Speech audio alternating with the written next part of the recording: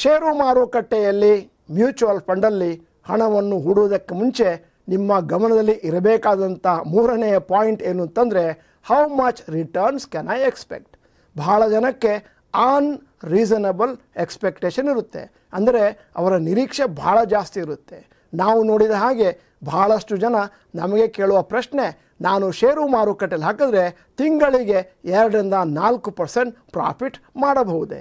ಮತ್ತು ಇನ್ನೂ ಕೆಲವರು 6%ವರೆಗೂ ಬರುತ್ತೆ ಅಂತ ಯಾರು ಹೇಳಿದ್ದಾರೆ, ಆದ್ದರಿಂದ ನಾನು ಷೇರು ಮಾರುಕಟ್ಟೆಯಲ್ಲಿ ಹಣವನ್ನು ತೊಡಗಿಸ್ತಾ ಇದ್ದೇನೆ.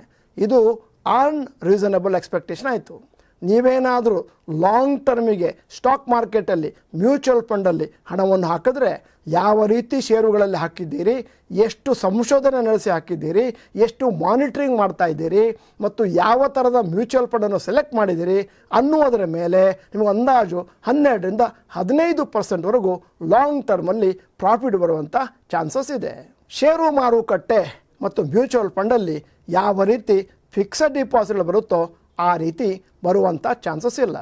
ಫಿಕ್ಸಡ್ ಡಿಪಾಸಿಟಲ್ಲಿ ಈ ವರ್ಷ ₹100, ಮುಂದಿನ ವರ್ಷ 107, ಅದರ ಮುಂದಿನ ವರ್ಷ 114, ಅದರ ಮುಂದಿನ ವರ್ಷ ಒಂದು ಅಂದಾಜು 122%. ಆದರೆ ಮ್ಯೂಚುವಲ್ ಫಂಡ್ಗಳಲ್ಲಿ ಹಾಗೆ ಬರಲ್ಲ. ನಿಮಗೆ ಅರ್ಥ ಆಗಲಿ ಅಂತ ಉದಾಹರಣೆ ಕೊಡ್ತಾ ಇದ್ದೇನೆ. ಈ ವರ್ಷ ₹100 ಮ್ಯೂಚುವಲ್ ಫಂಡಲ್ಲಿ ಹೂಡಿದ್ದೀರಿ, ಮುಂದಿನ ವರ್ಷ ಅದು 85-88 ಆಗ್ಬೋದು, ಅದರ ಮುಂದಿನ ವರ್ಷ 99 ಆಗ್ಬೋದು. ಇದೇನು 2 ವರ್ಷದ ಮೇಲೆ ಇಷ್ಟು ಕಮ್ಮಿ ಆಗಿದೆ, ಫಿಕ್ಸಡ್ ಡಿಪಾಸಿಟ್ ಜಾಸ್ತಿ ಆಗಿದೆ ಅಂತ ನೀವು ಬೇಜಾರು ಪಡ್ಬೋದು. 3ನೇ ವರ್ಷಕ್ಕೆ ಮ್ಯೂಚುವಲ್ ಫಂಡಲ್ಲಿ 125% ತಲ್ಬೋದು, 4ನೇ ವರ್ಷಕ್ಕೆ ಭಡ್ ಅಂತೇಳಿ 160% ಆಗ್ಬೋದು, 5ನೇ ವರ್ಷಕ್ಕೆ 180-190 ಆಗ್ಬೋದು, ಡಿಪೆಂಡಿಂಗ್ ಆನ್ ದಿ ಮಾರ್ಕೆಟ್. ಅಂದರೆ ಅದೇ ಸಮಯದಲ್ಲಿ ಫಿಕ್ಸಡ್ ಡಿಪಾಸಿಟಲ್ಲಿ ನಿಮಗೆ ಗ್ಯಾರಂಟಿಯಾಗಿ ಒಂದಷ್ಟು ಹಣ ಬರುತ್ತೆ. ಆದರೆ ಲಾಂಗ್ ಟರ್ಮಲ್ಲಿ ಫಿಕ್ಸಡ್ ಡಿಪಾಸಿಟಲ್ಲಿ ಬರುವ ಹಣ ಕಮ್ಮಿ ಮತ್ತು ಮ್ಯೂಚುವಲ್ ಫಂಡಲ್ಲಿ ಬರೋ ಹಣ ಯಾವತ್ತೂ ಜಾಸ್ತಿ ಇರುತ್ತೆ. ಅಂದರೆ ಸರಿಯಾದಂಥ ಮ್ಯೂಚುವಲ್ ಫಂಡ್ಗಳನ್ನು ಸೆಲೆಕ್ಟ್ ಮಾಡ್ಕೊಳ್ಬೇಕು, ಮಾನಿಟರ್ ಮಾಡಬೇಕು.